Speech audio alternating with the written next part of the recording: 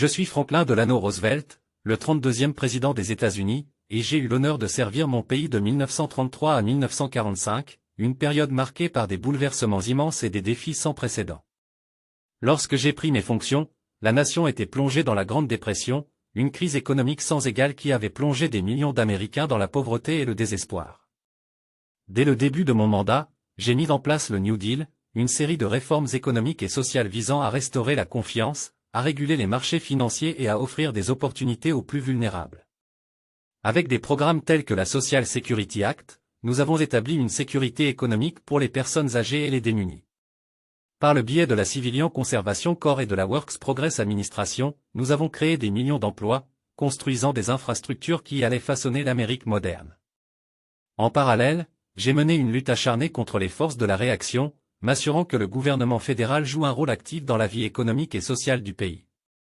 Ma conviction profonde était que l'intervention publique était essentielle pour rebâtir une économie inclusive et durable. Mais alors que nous commencions à surmonter les effets de la Grande Dépression, une nouvelle menace mondiale émergeait. L'âge de l'isolationnisme était terminé.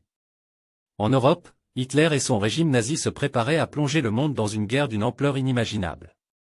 En Asie, le Japon militariste poursuivait une expansion agressive. Lorsque la Seconde Guerre mondiale éclata en 1939, je savais que l'Amérique ne pourrait éviter longtemps d'être impliquée. Après l'attaque de Pearl Harbor le 7 décembre 1941, j'ai demandé au Congrès de déclarer la guerre à l'Empire du Japon, entraînant les États-Unis dans un conflit mondial. Mon objectif était clair, nous devions être l'arsenal de la démocratie, fournissant des armes et des ressources aux alliés tout en mobilisant nos forces pour vaincre les puissances de l'Axe. Ma présidence pendant la guerre a été marquée par des décisions stratégiques et des efforts diplomatiques intenses. J'ai travaillé étroitement avec Winston Churchill et Joseph Staline, forgeant les alliances qui allaient mener à la victoire. Le débarquement de Normandie en juin 1944 a été l'une des opérations les plus audacieuses de la guerre, et je suis fier d'avoir été l'un des architectes de cet événement historique. En dépit de ses succès, la guerre a laissé une empreinte durable sur le monde et sur moi.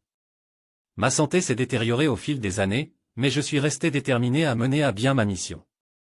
En 1944, j'ai été réélu pour un 4e mandat, un fait sans précédent dans l'histoire américaine. Mais je ne devais pas voir la fin de la guerre. Le 12 avril 1945, je suis mort à Warm Springs, laissant Harry Truman poursuivre l'effort de guerre et élaborer les bases d'un ordre mondial nouveau.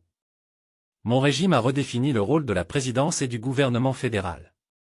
En plaçant les États-Unis au cœur des affaires mondiales, j'ai ouvert la voie à l'émergence de l'Amérique comme superpuissance mondiale. Mon rêve était celui d'une économie prospère, d'une paix durable et d'un monde où la démocratie triompherait des forces de la tyrannie. Mon histoire est celle d'un homme qui a osé croire en la résilience et en l'espoir, même dans les moments les plus sombres.